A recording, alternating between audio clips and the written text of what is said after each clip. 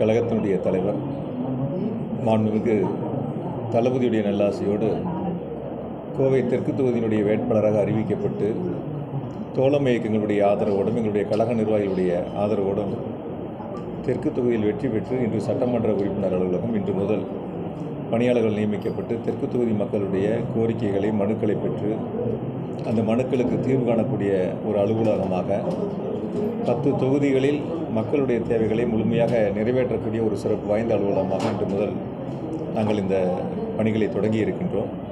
இன்று மாலையுடன் தெற்கு தொகுதி மக்களுக்கு நன்றி தெரிவிக்கின்ற நிகழ்ச்சி அனைத்து வார்டுகளுக்கும் நேரில் சென்று மக்களை சந்தித்து நன்றி தெரிவிக்கின்ற நிகழ்ச்சி நிறைவு பெற இருக்கின்றன. இனி வார்டுகள் வாரியாக தெருக்கள் வாரியாக அவருடைய தேவைகளை கோரிக்கைகளை முழுவதுமாக கேட்டு பெற்று செயல்படுத்துவதற்கான அடுத்த கட்ட நடவடிக்கைகளை எடுக்க இருக்கின்றோம். எங்கள் தொகுதி மக்களுடைய கோரிக்கைகளை முழுமையாக நிறைவேற்ற முடியுங்கிற நம்பிக்கை எங்களுக்கு இருக்குது. ஏன்னா நிச்சயமாக ஏற்கனவே கடந்த 5 ஆண்டுகளில் கோவை மாநகராட்சியை பொறுத்த வரைக்கும் 8700 கோடி ரூபாய் அளவிற்கான சாலை வசதிகள், சாக்கடை வசதிகள், தெருவிளக்குகள், குடிநீர் திட்டங்கள் என பல்வேறு பணிகளுக்கு எங்களுடைய கழகத் தலைவர் மாண்பு முதலமைச்சராக இருந்து அந்த நிதிகளை கொடுத்து நாங்கள் பணிகளை மேற்கொண்டிருக்கின்றோம். குறிப்பாக கோவை மாநகராட்சியை பொறுத்த வரைக்கும் ஏறத்தாழ 1706 கிலோமீட்டர் அளவிற்கு சாலைகள் அமைக்கப்பட்டிருக்கின்றன.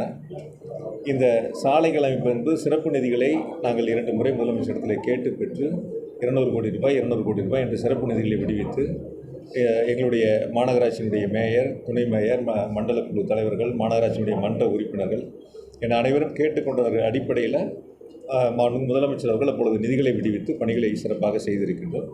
மீதம் இருக்கக்கூடிய பணிகள் விடுபட்டு இருந்தால் அதையும் செய்வதற்கு முயற்சி எடுப்போம். நிச்சயமாக முக்கியமான டெண்டர் சம்பந்தமான ஆர்டிஸ்ட்கள் மிஸ் ஆகிருக்கு. 20 ஆர்டிஸ்ட்கள் மாயமாக இருக்க சொல்லி அமைச்சர் நிர்மல்குமார் இன்னைக்கு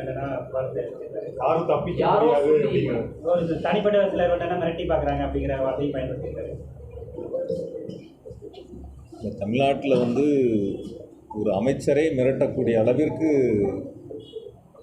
ஒருத்தருக்கு துணிச்சல் இருக்குது அப்படின்னா அந்த அளவுக்கு சட்டம் ஒழுங்கு எந்த அளவுக்கு இருக்குன்னு அப்போ நீங்கள் பார்த்துக்க வேண்டியதான். ஒரு அமைச்சரையே யாரோ ஒருத்தர் மிரட்டி பார்க்குறாங்க அப்படின்னு ஒரு அமைச்சரே சொல்லும்போது அப்போ சாமானியர்களுக்கு எப்படி பாதுகாப்பு இருக்கும் அப்படிங்கிறத நீங்கள் அதிலிருந்து எடுத்துக்க வேண்டியதான்.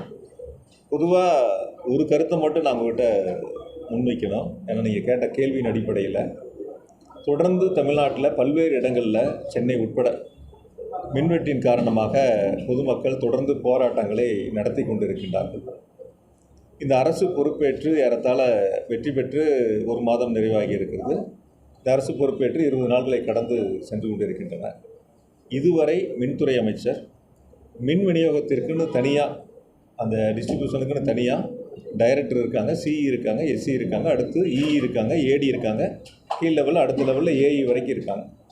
ஆக முதல் கட்டமாக என்ன பண்ணுவாங்கன்னா டைரக்டர் சிஎம்டியை வச்சு டைரக்டர் சிஇ எஸ்சி லெவலில் ஒரு ஆய்வு கூட்டங்களை நடத்துவாங்க. அதாவது எப்படி நடத்துவாங்கன்னா இந்த சம்மருக்கு நமக்கு எவ்வளோ டிமாண்ட் இருக்குது, நம்ம கையில் இருப்பு இருக்குது, நம்ம எவ்வளோ இன்னும் புதிதாக குறுகிய காலத்தில் வாங்கணும், இதெல்லாம் ஆய்வு கூட்டங்களை நடத்தி எந்தெந்த பகுதிகளில் இப்போ நேற்று முந்தின 2 நாள் 3 நாட்கள் கணக்கெடுத்து எந்தெந்த பகுதிகளில் அதிக நேரம் மின்வெட்டு ஏற்பட்டது, அதை சரி செய்வதற்கான வழிகள் என்ன என்பதை கண்டறிவதற்கான ஆய்வு கூட்டங்களை நடத்துவாங்க. அந்த ஆய்வு கூட்டங்களுக்கு மூலமாக அதிகாரிகளுக்கு அறிவுறுத்தி இனி வரக்கூடிய நாட்களில் மின்வெட்டு இல்லாமல் விநியோகம் செய்யப்படணும் அப்படிங்கிறது தான் பொதுவாக ஒரு துறை எடுக்கக்கூடிய நடவடிக்கை. அதிலும் குறிப்பாக மின்சாரத்துறை தொடர்ந்து எடுக்கக்கூடிய நடவடிக்கைகள். ஆனால் இதுவரைக்கும் இந்த தாவேகா அரசு பொறுப்பேற்று மின்துறை அமைச்சர் அந்த துறைக்கு அமைச்சராக நியமிக்கப்பட்டு இதுவரைக்கும் அந்த டிஸ்ட்ரிபியூஷனுக்குன்னு தனியாக மின் விநியோகத்துக்குன்னு தனியாக சிஇ லெவல்லையோ எஸ்சி லெவல்லையோ ஒரு ஆய்வு கூட்டங்களை கூட நடத்தலை. நான் விசாரித்த வரைக்கும் அவர் என்னென்னா அலுவலகத்துக்கு போகிறாரு, சிஎம்டி பார்க்குறாரு, டைரக்டர் அந்த மாதிரி முக்கியமான மேலே இருக்கிற அதிகாரிகளை மட்டும் பார்த்துட்டு அதுக்கு கீழே இருக்கிற அதாவது என்ன கடைநிலை வரைக்கும் இருக்கக்கூடிய அந்த அதிகாரிகளுடைய ஆய்வுக் கூட்டங்களை நடத்தினா தான் எந்த ஊரில் என்ன பிரச்சனை இருக்குது, பொள்ளாச்சியில் இப்போ தென்னை மரம் இருக்குது, மட்டை விழுகுதுன்னா அந்த இடத்துல பவர் கட் ஆகுதுன்னா அதுக்கான காரணங்கள் என்னங்கிறத பார்த்து நடவடிக்கை எடுக்க வேண்டிய துறை அது. அதாவது வந்து மற்ற துறைகளைப் போல இல்லை, மின்சாரத்துறை உடனுக்குடன் நடவடிக்கை எடுத்து சரி செய்ய வேண்டிய துறை.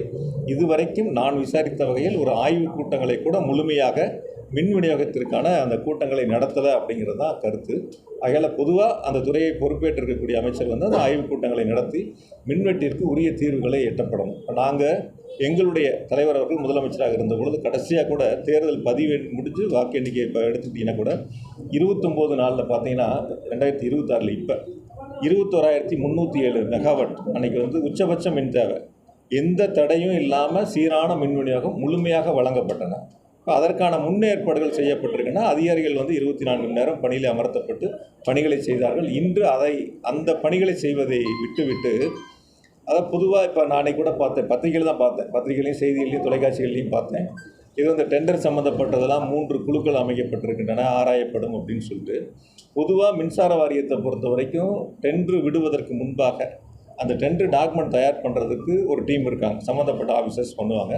டெண்டர் டாக்குமெண்ட் வந்து டெண்டர் கால்ஃபர் பண்ணி அப்லோடு பண்ணதுக்கப்புறம் அந்த டெண்டர் ஓப்பன் பண்ணும்போது அதுக்கு ஒரு கமிட்டி இருக்குது, அது ஒரு டீம் கமிட்டி தான் வந்து அதை ஓப்பன் பண்ணி அதுக்கப்புறம் வந்து அவங்கள ப்ரைஸ் சம்மந்தப்பட்டது கூப்பிட்டு பேசுகிறது, அதுக்கப்புறம் பிஎல்டிசியில் வந்து அப்ரூவல் வாங்குறது, அதற்கு பிறகு போர்டில் வச்சு அப்ரூவல் வாங்குவாங்க. அந்த டெண்டர் இறுதி செய்யப்படுவது போர்டில் அப்ரூவல் வாங்குவாங்க. அந்த